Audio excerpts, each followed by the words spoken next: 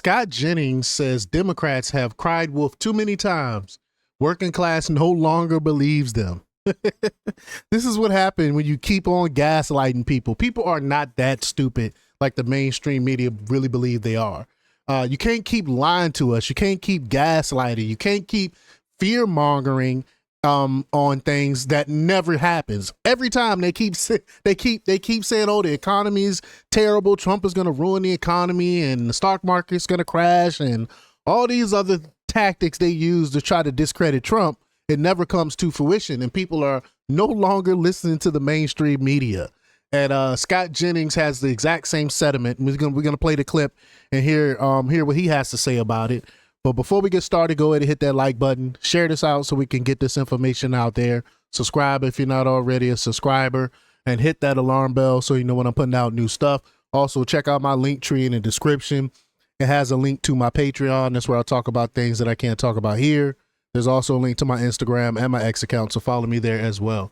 All right, so let's get into this news. Now, this comes from the Red State, and they report that CNN senior political commentator Scott Jennings said that Democrats have cried wolf too many times, and when it comes to things like illegal immigration and insane cultural issues, they have no credibility with the working class. And I would add also on the economy, too.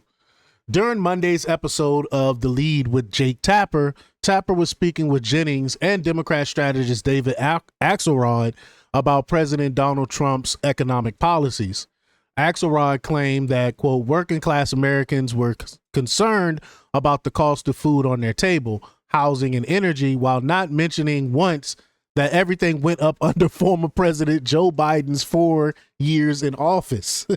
The Dem strategist then claimed Trump had done nothing about those things. I think it's funny how they leave that part out. The causes of inflation, the cause of why everything was so expensive. They never mention that, and they never mention how Trump has been fixing those things. Let's play this clip here. Here we go.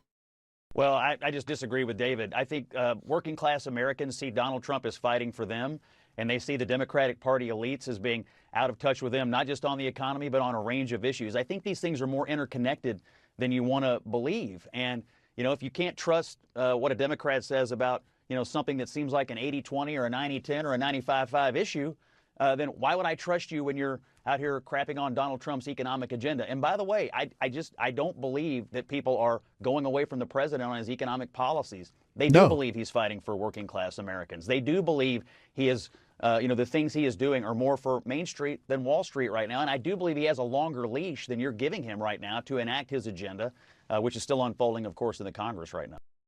Yeah, and polls show that people are for what Trump is doing. I went over all those polls yesterday. But Jennings rightly pointed out that Democrats have zero credibility with the working class after ignoring their concerns for years about the dangers of Biden's massive illegal immigration, pushing gender identity in schools on kids as young as kindergartners, and the Democrats' obsession with identity politics, all losing issues. These are the 80-20 issues, 95-5 issues that Scott Jennings was talking about. He also said that Trump has better numbers on the economy than Democrats right now, despite all the rhetoric, all the doom and gloom of apocalypse tales they and the legacy media try to push. Jennings' claims are backed by recent polls, which I just alluded to earlier, that show that the president is winning the argument against Democrats across a host of issues, Red State reported.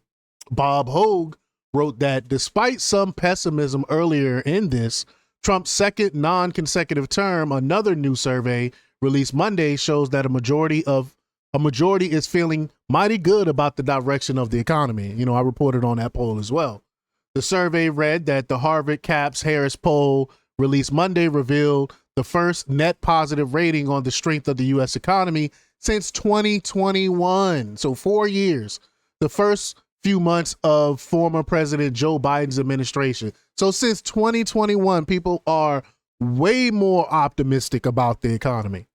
When asked how strong do you think the U.S. economy is today, a majority of registered voters polls show it's as strong under Trump compared to weak for almost the entirety of the Biden administration.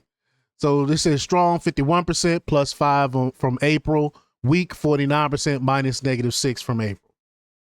Great news for America, but wait, there's more. For the first time since July 2021, just over half of voters say the U.S. economy is strong today, the report said.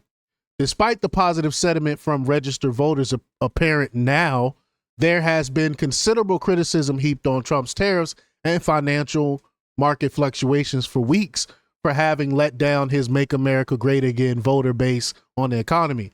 But Trump, his cabinet, staffers, and political and economic backers note the S&P 500 has regained all of the April 2nd Liberation Day losses.